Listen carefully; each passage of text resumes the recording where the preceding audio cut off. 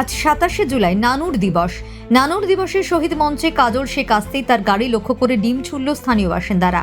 অন্যান্য বছরের মতো এবছর বড় করে পালন করা হচ্ছে না নানুর দিবস। সেই কারণে শহীদ মঞ্চে মাল্যদান করতে গিয়েছিলেন কাজল শেখ ও দু একজন শহীদ পরিবারের লোকজন। কাজল শেখ পৌঁছতেই তাকে লক্ষ্য করে চোর চোর স্লোগান দেওয়া হয় এবং ডিম ছোড়া হয় গাড়ি লক্ষ্য করে। নানুর থানার বিশাল বাহিনী সেখানে গিয়ে পরিস্থিতি নিয়ন্ত্রণে আনে।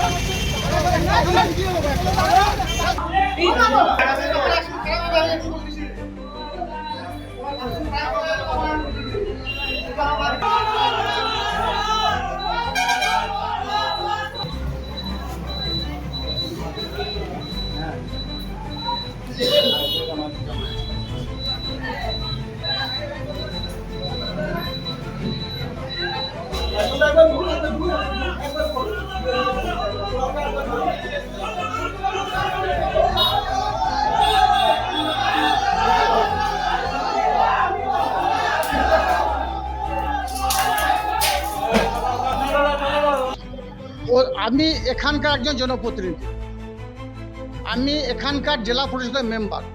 আমার সঙ্গে স্থানীয় বিধায়ক সব আছেন, যারা এখানে ছিল 2-4 জনকে আমি দেখলাম। এদের মধ্যে একজনকেও জীবনে কখনো দেখিনি এরা রাজনীতির সঙ্গে কোনো দিন যুক্ত ছিল বা যুক্ত এখনো আছে বলে মনে হয় না।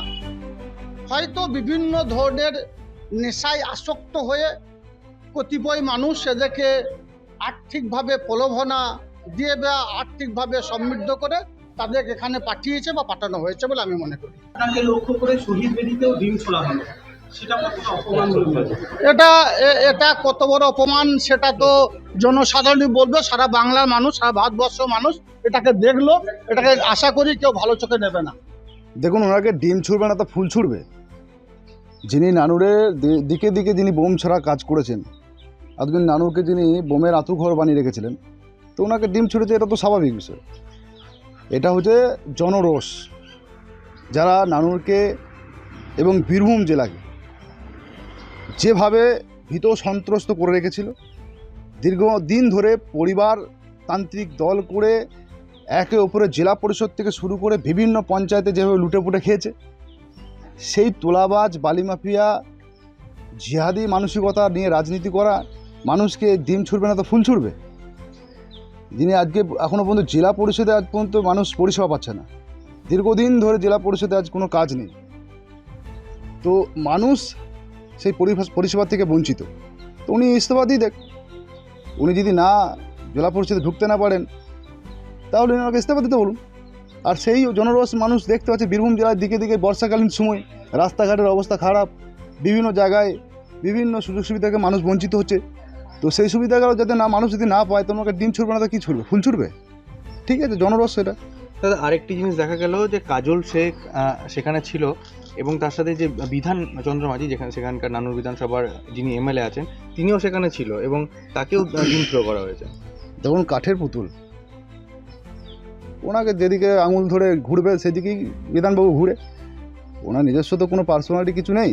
উনি আজ পর্যন্ত বিধানসভাতে কী করেছেন? এতদিন 5 বছর ছিলেন, এখনও জিতেছেন, ওনাকে তো বিধানসভাতে দেখতেই পাওয়া যায় না। তো সাধারণ মানুষের কোনো পরিষেবা উনি দিতে পারেন না। তো বিধানবাবু তো আগামী দিনে উনি যে কী খাবেন মানুষের কাছে, সেটা মানুষ ঠিক করে দেবে।